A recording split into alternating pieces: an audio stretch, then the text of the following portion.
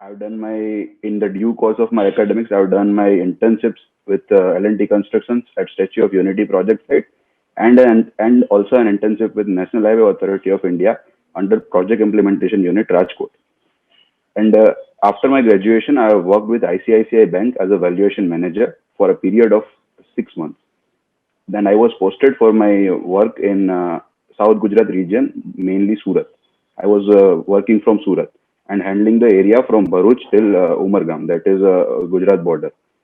So, other than academics, my interests are in photography of the natural treasure, like the natural photography.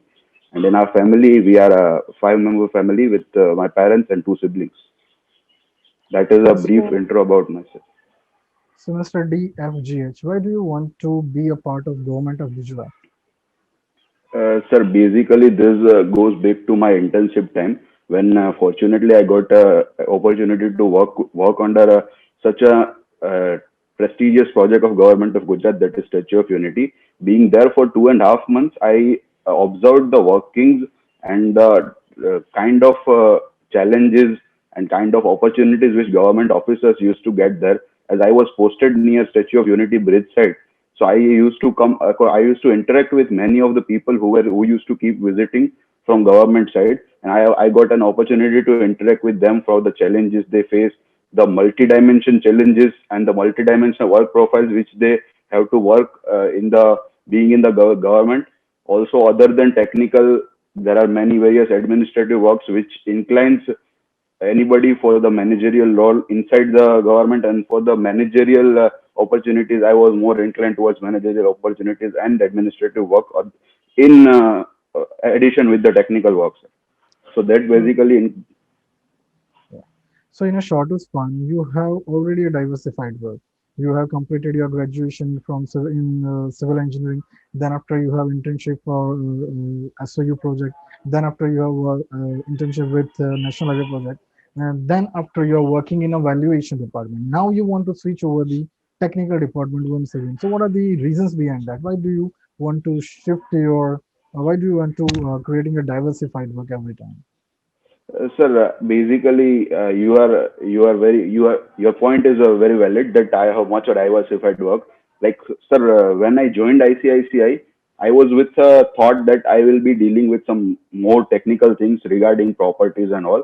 But being there and working there for a period of 6 months, I came to know that this was rather more of a clerical type of thing in which I was dealing with property documents more than the technical plans and all those things. So my interest during my education years are always been on the technical side, and that is why I chose the intensive sites to be such kind of intensive sites where I will find some challenging task also. So be working there for 6 months, I realized that for me, it is better to go for technicals rather than being in this documental work related to property and this all that kind of sell deeds, and it was more of those works. So I preferred and I decided it was rather a very much decision which I had to take after thinking a lot. But finally, I made my mind and I decided that I will work for the government opportunity rather than wasting my time because my mind was not getting settled there. Okay, so as being a valuator, what are your role plays over your bank? Sir, being a valuation manager for South Gujarat, I use there is a particular procedure which a bank undergoes. Like if somebody is asking for a loan from bank, they have to put something in mortgage. So for mortgage, most of the times they put real estate properties like some shops or the houses or the flats, etc. So they used to give us the property documents with addition with the technical plans and all those things related to the property like deed, then plan, then there other drawings, if any updated drawings are there. So we used to get provided with all those kind of details. Then we used to go to the actual property and we have to measure it and check it whether it is as per laws, as per mentioned in plan, what are the violations there, and what are the future probabilities around that property. If we are providing a loan for more than 10 to 15 years, will that property be there for 10 to 15 years, or is it coming in any governmental properties, or if it is violating any margin rules or not, then there is any high tension line passings. So we used to check all those things and then we used to prepare valuation report. and then we have to finally submit it, which was approved. If there were some property value limits, if it is above some XYZ limit, it has to be approved by the regional head or national head, and so on. Sir. So basically, my work profile was valuing the properties and managing the officers which were working as a technical officers under my department, and I was heading the department for South Gujarat region. Okay, so what is the difference between salvage value and the sinking fund, if you're aware with that? Sir, yes, sir, I'm quite aware with that. Salvage value is a value which any asset can give after its useful life is over, but it is not useless. Like if I'm considering a property, I'm designing the property for 15 years. So after 15 years, the useful span of my building as per design is over, but my building is not going to collapse after 15 years. So the value which my building will give me after 15 years, we will consider it as a salvage value of building. That this is an example of building. This can be related to machines also, any vehicle also, any type of assets. And sinking fund basically is the term in which any firm or any company deposits that sum of amount into as some investment with due consideration of some percentage of rate of interest, and they use it for the development or for more asset generation in future by the company itself. So like it is like I am putting some funds for investment, and I am going to utilize it after some other years, after my current assets are like useful span of current assets are over. So that will be termed as sinking. Now, what do you mean by the PPP projects? So PPP basically stands for public private partnership project.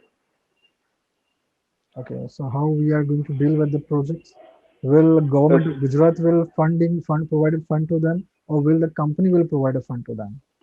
Sir, it is on the partial basis. Like if we take the PPP projects are mostly majorly undertaken in highway projects, then some infrastructure projects as well, in which private companies constructs the thing on their own fund, and then they will put their like for example highway, they will put their toll centers and they will generate the revenue, and then after that for stipulated time which is mentioned in contract, they will hand over the entire project to the government of Gujarat, if it is a government of Gujarat project. Is maintenance part is considered in a PPP project? Yes, Or sir. just Maintenance construction part. work considered?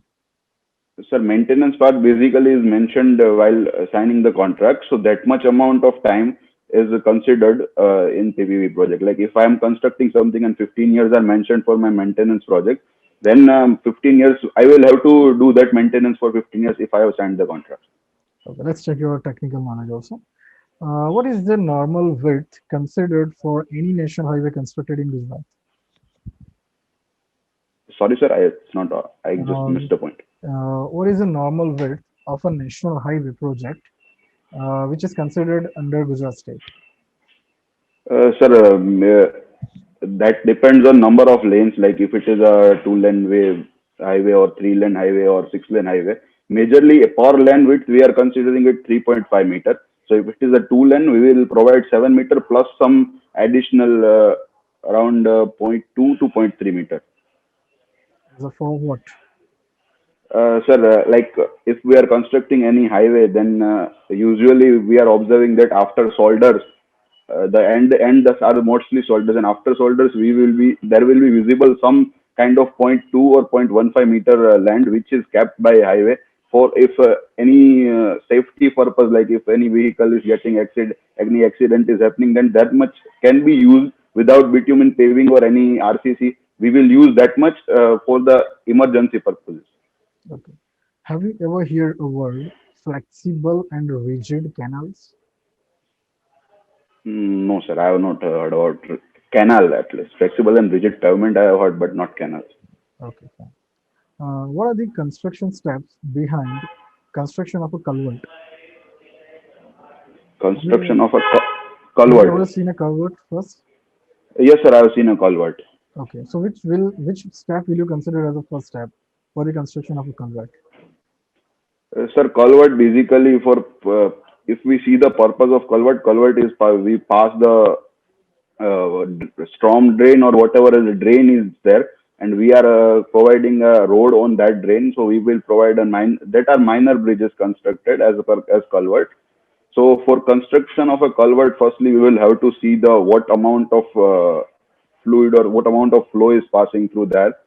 So accordingly, for those flow, we will firstly establish our forces for the thing, like for the forces acting on the culvert section. And for if we look at the surveying, if we directly go to the construction procedure, we will have to mark the levels up to which the water rises in the like extreme condition or severe condition when the the culvert, the storm fully flows in like in monsoon or those kind of things. And then we will have to establish our heights by surveying that how much height of culvert, what is the base, what will be the top of culvert. So firstly we will establish those heights, and as per the thing, like if it is a bitumen, we will follow the construction process of bitumen on the culvert after constructing those culverts. Okay. So do you know anything about the key walls and side walls about the culvert? Which kinds of forces will act on that? How No sir, it i'm will. i'm not aware in now detail about the forces on culvert. Okay. What do you know about the water requirement of a crop and irrigation requirement of a crop? Sir, water requirement of crop basically states like if any crop needs to grow, and if it is to be grown at its full matlab, I'm sorry, sir. If it needs to be grown at its full yield, then it will require a certain amount of certain depth of water, which we term in we term in technical definition as delta. The amount of water required by any crop to grow and to grow and provide yield. So delta which a water requires is fixed. Like if we take any like wheat, any wheat, rice, the delta or the water requirement of those crops are fixed. And the water, as such, if ground is concerned, water, there are three zones of water from which from two zones a plant can take the water, while the zone of saturation it won't be able to take it fully. Like plant can take only till permanent wilting point. Okay. Now, what about the irrigation requirement of water? Asked about two different words: water requirement of a Yes, crop sir. and Yes, sir. irrigation requirement of a crop. Yes, sir. Irrigation requirement of crop mainly is concerned with the like if a crop is needing 120 centimeter or 120 of water, then there will be some part of water which will be there through rain. So we will not require, the crop will not require those that much amount of water from irrigation. So we will subtract that part of water which has been given to the crop in form of rain, and then we will see what is the minimum requirement after the rainfall has happened. So that much amount of water we will have to provide through irrigation. So that will be mainly the irrigation requirement of crops. So, for which season, right, we need to consider for which season we need to calculate irrigation requirement of a crop. So, sir, basically the crop we will see all the crop season, like for Rabi season, Kharif season, and Zaid season, or which crops are particularly grown in that area, and we will find the combination of the most irrigation requirement in which is maximum in that region for any season, and we will do for the we will design for that irrigation requirements. So, as per your definition, you said that for irrigation or to calculate irrigation requirement of crop, we need an amount of rainfall. Then, after we are subtracting in from the actual requirement of water. So, Yes, it sir. will give us a requirement of irrigation, requirement for a crop. So, Yes, sir. in Rabi season, is there any external availability of water rather than the irrigation water? No, sir. In Rabi season, we won't have any other source of water. So, can I say that for Rabi season, water requirement of a crop and irrigation requirement of crop both are same? Sorry, sir, your voice got lagged, sir. Can I say that irrigation requirement of crop and water requirement of crop both are same for the Rabi season? No, sir. It won't be same. Right. Which is the largest earthen dam on the state of Gujarat? Largest earthen dam. Yeah. Sir, it is a combination of earthen and masonry. Ukai Dam, sir. Okay. Now, how earthen and how earthen dam is different than the concrete dam? Sir, basically, earthen dam, the pressure distribution, like, or the load distribution on the foundation will be different. For earthen dam, it will be distributed properly. It will be distributed, while on gravity dam, it will be concentrated. Okay. Is there any other difference? Sorry, sir. Is there any other difference? Sir, mainly I am aware about this that for the foundation, the pressure distribution from embankment or earth and dam will be distributed, while on gravity it will be concentrated, sir. Now, which body will resist all the forces in concrete dam? Sir, the self weight of the gravity dam will resist the all the And forces. which thing will resist all the forces in earthen dam? And I'm not able to recollect, sir, it that. Okay, no problem. Which kinds of soil failures are there in earthen dam? Sir, basically there is a slope failure, then there is a base failure and toe failure, sir. Okay. Now, how will you protect a toe failure? What Sir, are the for elements toe, against it? sir, for toe failure, we are providing rock toe. Rock toe is provided on the downstream toe end of the earthen embankment, so that the water which is coming, or the seepage water or percolated water which is coming, which drains off nicely and it doesn't erode or corrode the basically erode the downstream toes. Okay. Do you know how to perform modified Proctor test? Uh, Sir, basically, I know the process of standard Proctor test, and I am aware about that modified Proctor test and standard Proctor test differs only in compaction energy, like weight of hammer and the free fall of the hammer, which is done on the cylindrical mold which is used. So basically, they differ in compaction energy parameter only. Okay. How many numbers of blows are there in modified Proctor test? So we are providing 25 blows on modified Proctor test. Okay. So, Jay, as per my opinion,